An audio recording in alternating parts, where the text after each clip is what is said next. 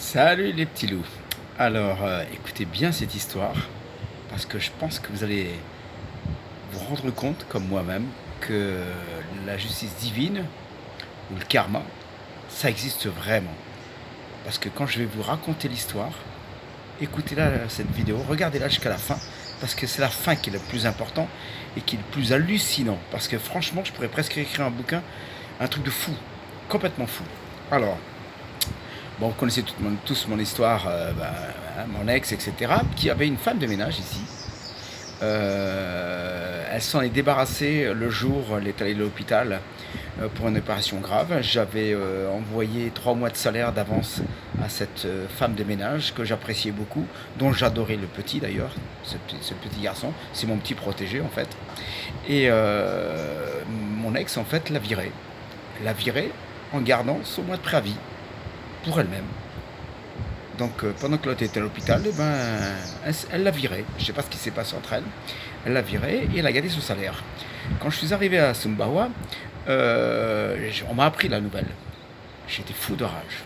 Donc je suis allé voir la famille de cette femme de ménage et je suis allé verser une deuxième fois son mois de préavis en disant, moi je suis un homme de droit, j'ai promis à cette femme qui était à l'hôpital de lui verser son salaire avec son mois de préavis.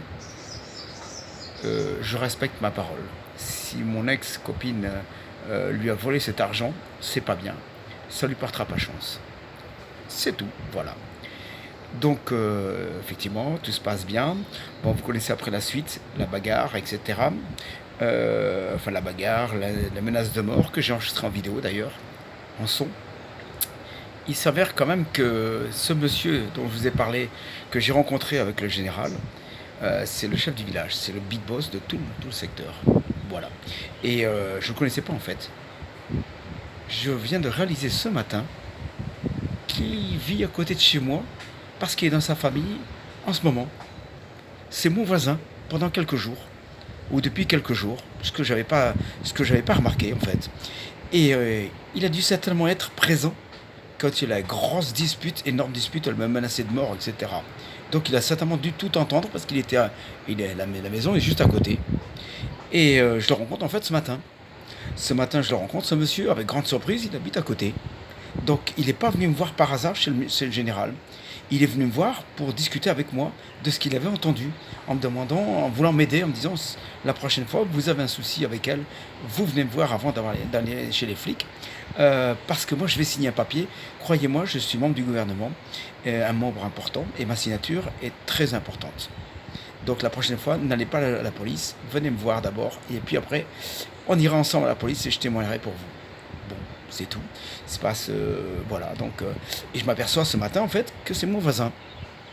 Donc on déjeune ensemble. Je l'invite à déjeuner, c'est la moindre des choses, parce que en fait, ce qui se passe, c'est que je suis quasi sûr que ce chef incontournable, qui est l'équivalent un peu de notre maire chez nous, dans une ville, donc qui a un pouvoir très important, je m'aperçois qu'il a dû téléphoner ou il a dû convoquer cette jeune femme, enfin mon ex-copine, il a dû la convoquer pour la remettre en place et lui demander de cesser les insultes, les agressions physiques, etc., sous peine de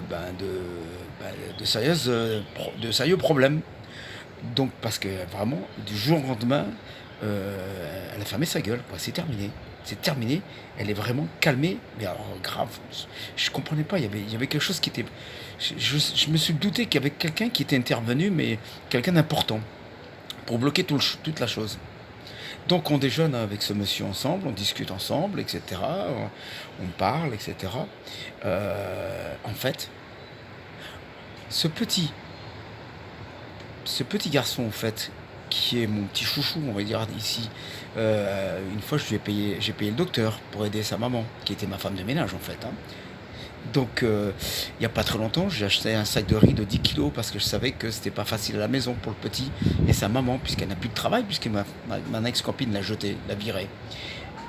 Eh bien, ce petit, que j'emmène de temps en temps en scooter, Jacques, j'offre des gâteaux, etc. On se promène souvent ensemble avec le petit, il m'adore en plus. Il me considère presque comme un grand-père, ce petit. Et moi, je le considère comme un petit-fils, on va dire, parce que je l'adore. Enfin, c'est mon petit protégé. J'ai acheté des affaires pour l'école, etc. Et une planche de surf et tout. J'ai acheté une planche de surf pour le cadeau de Noël et tout. Eh bien, il s'avère que je viens d'apprendre ce matin que ce petit, c'est le neveu du grand big boss, c'est-à-dire du chef du village. Alors, on croit au karma ou on ne croit pas au karma? On croit à la justice divine ou pas à la justice divine? Je ne sais pas. Mais un truc, c'est quand même un truc de fou. Je protège ce petit, enfin je le protège façon de parler. C'est mon petit chouchou, c'est mon petit protégé. Et c'est son oncle qui est le grand chef du village. Je ne le savais même pas. Et c'est lui qui maintenant est intervenu pour me protéger. Et qui a certainement mis un gros, mais très gros avertissement à mon ex, qui est mariée maintenant avec un Australien et qui certainement s'apprête à lui faire un tour de cochon. Mais je crois qu'elle va réfléchir en 2 fois cette fois-ci parce que je pense que l'autre, il a... Comment ça? Je pense que le chef du village l'a en travers. Donc, voilà, vous connaissez mon histoire. C'est un truc de fou. Franchement, c'est un truc de fou. Cette femme de ménage que j'ai payée pendant presque un an, où je chouchoutais son petit parce que apparemment il n'a pas de papa, comme si c'était moi, j'étais le grand-père, etc. Et ben c'est le neveu, c'est l'un des neveux du grand chef du village qui est venu à mon secours et qui m'a dit, si tu as encore un autre problème, viens me voir. Et on ira ensemble à la police et je te promets que ma signature, elle va peser lourd.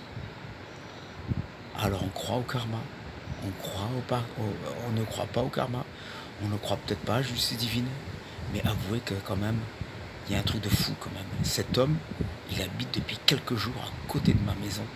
Je ne le savais même pas que c'était le grand chef du village. On se faisait signe, mais c'est tout. Moi je ne reconnaissais pas très bien son visage, comme je fais un signe à tout le monde. Et il devait certainement être présent lors de la menace de mort. Vous vous rendez compte?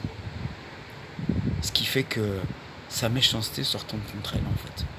Voilà, tout simplement. Voilà. Donc j'ai bien fait de ne jamais être violent. J'ai bien fait de ne jamais la jeter dehors.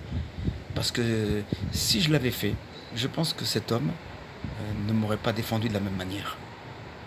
Voilà, tout simplement. Et son regard envers moi n'aura pas été le même si je l'avais jeté dehors, cette femme. Tandis que là, il a compris que j'étais quelqu'un de généreux. C'est ce qu'il a. Il est au courant de plein de choses sur moi. On me l'a dit. Il est au courant de plein de choses sur moi. Il est au courant que j'ai payé le docteur pour son neveu. Il est au courant du sac de riz que j'ai donné à sa maman, etc. En fait, ce petit et cette femme de ménage, c'est un des membres de sa famille. C'est hallucinant. Hallucinant. Il était là par hasard. En vacances, je ne sais pas trop quoi exactement. Mais il habite à côté de chez moi. Je pense qu'il est en train de construire une maison et que pour le moment, elle n'est pas finie. Donc, il est logé à côté de chez moi dans sa famille. Et je ne savais pas. Voilà. Voilà la petite histoire. Maintenant, je vous laisse méditer. Voilà. Bise de Sumbawa. Toujours rester optimiste.